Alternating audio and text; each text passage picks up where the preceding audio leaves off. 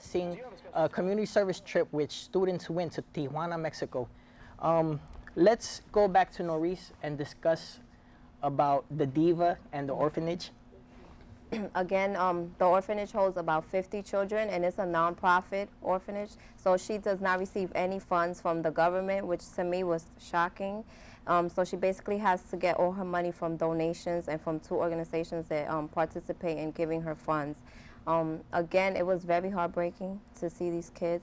And in a way, it was very sad, but when I left content because I knew that they were in good hands, because she was very loving and she cared for those kids like they were hers. There's one more topic I want to touch on the orphanage. Before eating dinner, we all held hands and we started to pray. However, one little girl in particular, there was two of the orphans that started praying. Now, I know that impact everyone. All of the members that went on the trip, we all like broke down and crying.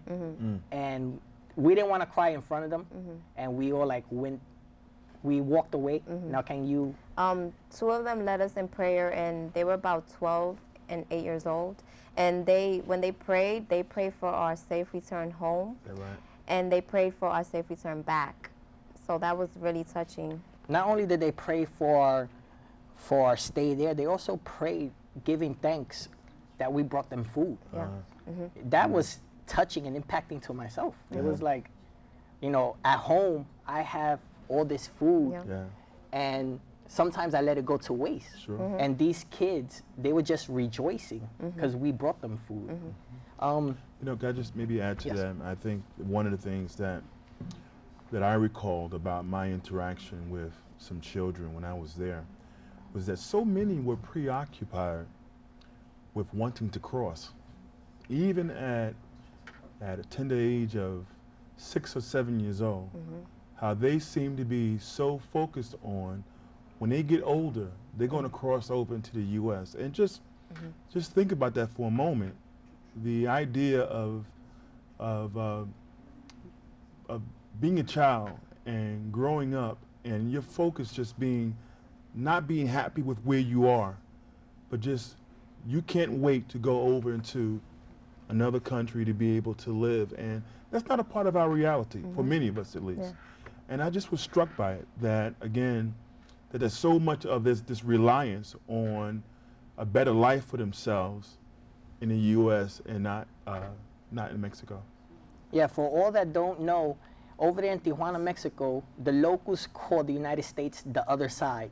As we all know, right now the hot topic in TV is the immigration issue with the border.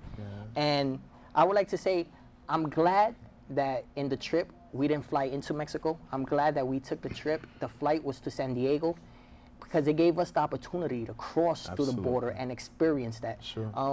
You say you went through it. Did you also drive through the border, and what was your experience there? Yeah, we drove through, and I I recall the irony of how easy it was to drive in and the difficulty of getting back across the border. And that was before, you know, many of the sort of the tensions that are here now with the U.S. and its concerns about you know, terrorism and so on and so forth. But yeah, we drove across, and it was really easy. As a matter of fact, you know, San Diego and Tijuana are like one.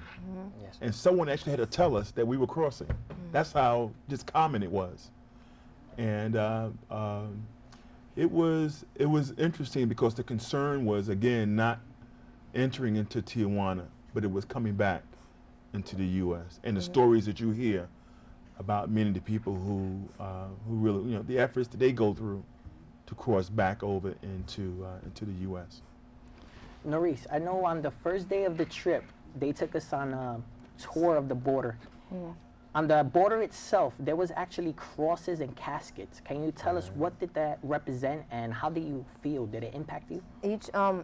Each cross represented a person. So far this year, there's been 4,045 people that have died trying to cross the border. And the crosses were put up there by the people of Mexico to remind the government that these people are so suppressed economically that they are losing their lives to trying to cross over to a better lifestyle. And the funny thing was that our guide, Tim, he said that a lot of them are males that cross over, but while we were walking the border, there were a lot of females up there. So to me, it was like, okay, you know, like things are getting serious. You know, now that females are, you know, dying as well, you know. It was really touching. It was sad. And it's sad that they had to put a, like a poster up there that says the forgotten ones by our government. And that's really sad.